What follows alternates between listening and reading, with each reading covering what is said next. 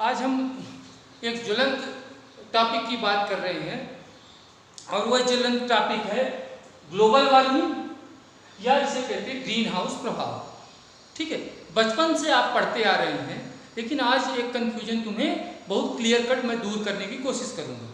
ठीक है, green house जो शब्द दिया गया है वह दिया गया है कि नॉर्थ पोल और साउथ पोल, आप जानते हैं उत्तरी ध्रुव और दक्षिणी ध्रुव, जहाँ पर बर्फ जमी होती है वहाँ पर पौधों को ठंड से बचाना बहुत मुश्किल काम है।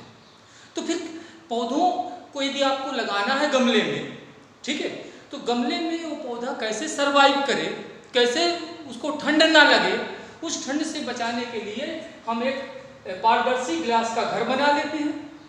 उस पारदर्शी घर के अंदर हम गमले में पौधे रख देते हैं और वह पौधा अच्छी तरह से सरवाइव कर जाता है, अर्थात उस पौधे को ठंड नहीं लगती। तो फिर क्या हुआ, इसके अंदर भी कौन सा प्रभाव हुआ, ग्रीन हाउस प्रभाव, जिसके कारण ये पौधे को गर्मी मिलती रही, अर्थात ये पौधा ठंड से बच गया।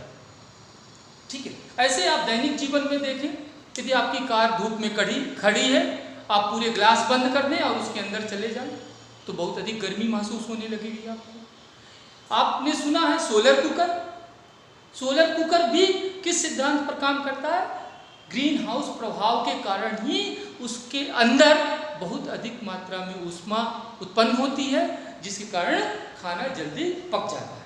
ठीक है, तो अपन देखें जो ग्रीन हाउस प्रभाव है उसका सबसे पहले जो इस शब्द को वर्णित किया है जे फूरियर नामक वैज्ञानिक ने 1827 में।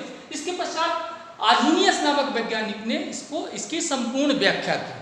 ठीक है, अब आपसे बात करूं मैं, क्लियर कट आप समझो पहले इस बात को कि जो दृश्य प्रकाश है जिसको आपकी आंखें देख पाती है उसे अपन कहते हैं दृश्य प्रकाश।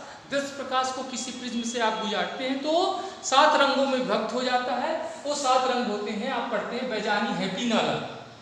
ठीक है, तो आप देखें उसमें एक रंग होता है रेड और दूसरा रंग है वायलेट, मतलब एक तरफ का रेड और दूसरी तरफ का वायलेट और उसके बीच की 5 किरणें। ठीक है, क्लियर है, एक तरफ का लाल और दूसरी तरफ का बैगनी, क्लियर है, और उसके बीच की कितनी, जो मैं बीच में ऐसी लाइन बना रहा हूं इसका अर्थ है इसमें 5 किरणें और हैं। ये कुल मिला के जो 7 किरणें हैं दृश्य प्रकाश को निर्मित करती है, जिसको आपकी आंखें स्पष्ट रूप से देख सकती हैं। ठीक, क्लियर ना, जिसमें आपसे मैं बात करूं सबसे अधिक वेवलेंथ या तरंग दैर्घ्य होती है रेड की 810 मिलीमाइक्रोन और सबसे कम वेवलेंथ होती है वायलेट की, अर्थात कितनी, 390 मिलीमाइक्रोन। क्लियर ना।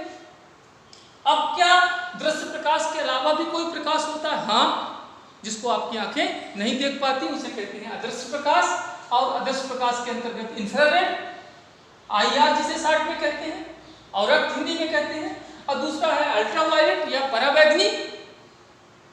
ये भी दोनों प्रकाश कैसे हैं, अदृश्य प्रकाश। अदृश्य प्रकाश में और भी किरणें हैं, आप फिजिक्स में देख लेंगे।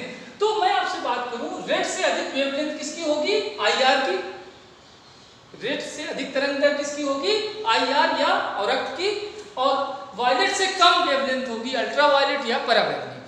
ठीक है, तो अब देखें यहां जल्दी से एक चित्र के माध्यम से समझने का प्रयास करें। सूर्य में आप जानते हैं एक महत्वपूर्ण प्रक्रिया होती है नाभिकीय संलयन, जिसमें हाइड्रोजन के मॉलिक्यूल आपस में फ्यूज करके हीलियम के मॉलिक्यूल बनाते हैं, और उस प्रक्रिया में नाभिकीय संलयन के परिणाम स्वरूप ढेर सारी मात्रा में आपको एनर्जी प्राप्त होती है, ऊर्जा प्राप्त होती है। ऊर्जा को आप 2 रूपों में महसूस करते हैं, एक हीट और दूसरा लाइट। ठीक है, तो लाइट जो सूर्य की किरणों से प्राप्त होती है आपको, ठीक है, वह मुख्यतः दृश्य प्रकाश और अदृश्य प्रकाश दोनों होते हैं। रेड से लेकर वायलेट और उसके बीच की 5 किरणें, रेड क्या बता रहा, 5 किरणें, रेड से लेकर वायलेट और उसके बीच की 5 किरणें, अर्थात ये 7 किरणें कुल मिला के क्या बनाएंगे, दृश्य प्रकाश। इसके अलावा रेड से अधिक वेवलेंथ होती है IR की और वायलेट से कम होती है अल्ट्रावायलेट की। इस प्रकार ये कुल मिला के 7 किरणें ये हो गई, 8वीं और ये 9 किरणें। कुल मिला के इनमें 9 किरणों में सबसे अधिक वेवलेंथ होगी IR की, सबसे कम होगी अल्ट्रावायलेट की। जिसकी वेवलेंथ सबसे अधिक होती है उसमें सबसे अधिक एनर्जी होती है। ठीक है, एनर्जी का अर्थ है कि वह उससे सबसे अधिक मात्रा में आपको हीट प्राप्त होगी। ठीक है, मतलब मैं आपको IR किरण डालूं और दूसरे बच्चे के ऊपर मैं रेड किरण डालूं तो गर्मी किसको लगेगी? IR किरण जिसके ऊपर मैं डाल रहा हूं। ठीक है, तो कुल मिलाकर 7 और 2 9 किरणें सूर्य से चली। क्लियर ना? अब देखना आप कि आप जानते हैं एक संताप मंडल होता है स्ट्रेटोस्फीयर, उसमें ओजोन लेयर होता है, स्थित होती है। उस ओजोन लेयर ने किसको रिफ्लेक्ट कर दिया? अल्ट्रावायलेट या पराबैंगनी को। तो कुल मिलाकर 9 किरणों में एक किरण रिफ्लेक्ट हो गई। अब आई कितनी? 8 किरण। ठीक है, रेड से लेकर वायलेट और इसके बीच की 5 किरण और रेड से अधिक IR। अब जैसे ही पहुंची तो क्या होता है? पृथ्वी के चारों तरफ वायुमंडल का आवरण है और उस वायुमंडल के आवरण में विभिन्न गैसों का एक निश्चित अनुपात है। ठीक है, औद्योगिकरण के परिणाम स्वरूप या मनुष्य की घातक गतिविधियों के परिणाम स्वरूप वायुमंडल में विभिन्न गैसों के अनुपात में परिवर्तन हुआ है और उसका ही दुष्परिणाम अपन झेल रहे हैं ग्रीन हाउस प्रभाव के रूप में। ठीक है, तो देखें आप कि इस वायुमंडल के पृथ्वी के चारों तरफ जो वायु का घेरा होता है जिसे आप वायुमंडल एटमॉस्फेयर कहते हैं, उनमें कौन सी गैस है? ग्रीन हाउस गैस, जो औद्योगिकरण और मनुष्य की गतिविधियों का परिणाम है।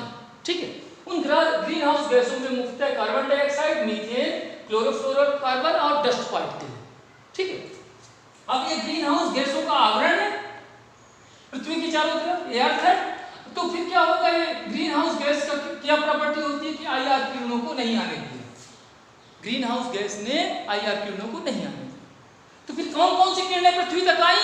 रेड से लेकर वायलेट तक। ठीक है, रेड से लेकर वायलेट तक अर्थात 7 किरणें दिव्य प्रकाश पृथ्वी तक पहुंची। अब पृथ्वी क्या करेगी? इन किरणों को एब्जॉर्ब करेगी, अवशोषित करेगी। और आप जानते हैं कि कोई वस्तु ऊष्मा को ग्रहण करके गर्म हो जाती है और ऊष्मा को उत्सर्जित करके ठंडी हो जाती है। तो पृथ्वी भी ऐसे करेगी। दिन में सूर्य की किरणों को अवशोषित करके गर्म होती है और रात में क्या होगा? रात में उन किरणों को उत्सर्जित करके ठंडी हो जाती है। तो देखें, जब इन 7 किरणों को एब्जॉर्ब कर लिया तो आप ध्यान से समझना, 7 किरणों को एब्जॉर्ब कर लिया। अब देखना आप कि मैं आपसे बात करूं रेड और मैंने आपसे बात किया वायलेट और इसके बीच की 5 किरण। तो रेड के जस्ट बाजू में होता है ऑरेंज। कौन सी किरण होती है? ऑरेंज।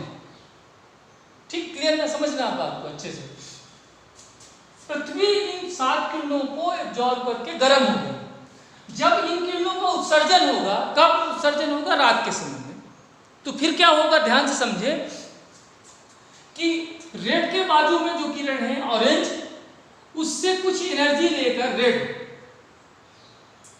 रेड की वेवलेंथ हमने बताया 810 मिली माइक्रोन। सपोज करिए 20 मिली माइक्रोन की एनर्जी ऑरेंज से रेड ने ले लिया। तो रेड ने ले लिया तो फिर क्या होगा बताएं आप मुझे कि रेड चेंज किस में हो जाएगा? IR में। क्लियर? रेड कैसे IR में चेंज हुआ इंफ्रारेड में? कि उसने अपने पास वाली जो किरण है ऑरेंज से एनर्जी लिया और किसमें कन्वर्ट हो गया? IR। और IR भी अपनी एनर्जी को लॉस करके किसमें कन्वर्ट हो सकता है? R में। क्लियर नहीं इतनी? तो आप समझो कि जब वो 7 किरणें थी जिनको एब्जॉर्ब कर लिया पृथ्वी ने, जब उत्सर्जन होगा तो उस समय क्या होगा कि ऑरेंज से रेड एनर्जी को लेने के पश्चात किसमें कन्वर्ट होगा? IR में। जब उत्सर्जन होगा तो किसका होगा? IR का। याद रखना, आप कंफ्यूज ना होना। IR ना पृथ्वी तक पहुंची थी, नहीं पहुंची थी। IR को ग्रीन हाउस गैस ने नहीं जाने दिया। तो फिर क्या होगा कि और न IR को पृथ्वी तक आने दिया था, IR को ग्रीन हाउस गैस ने, और न जाने देगा। तो फिर क्या होगा? IR इसी के अंदर कैद हो जाएगा, इसी आवरण के अंदर कैद हो। तो फिर क्या होगा? IR का घनत्व बढ़ गया। तो हमने बात किया था शुरू में ही आपसे कि सबसे अधिक एनर्जी IR में होती है, इसलिए पृथ्वी के चारों तरफ का आवरण क्या हो जाएगा? गर्म हो जाएगा। इसे कहते हैं ग्रीन हाउस प्रभाव। ठीक है, तो एक सिंपल सी मैं बात करूं आपसे कि ग्रीन हाउस गैस एक आवश्यक ग्रीन हाउस इफेक्ट एक आवश्यक बुराई है समझाइए। तो फिर दो शब्द छिपे हैं इसमें, यह आवश्यक भी है और बुराई भी है।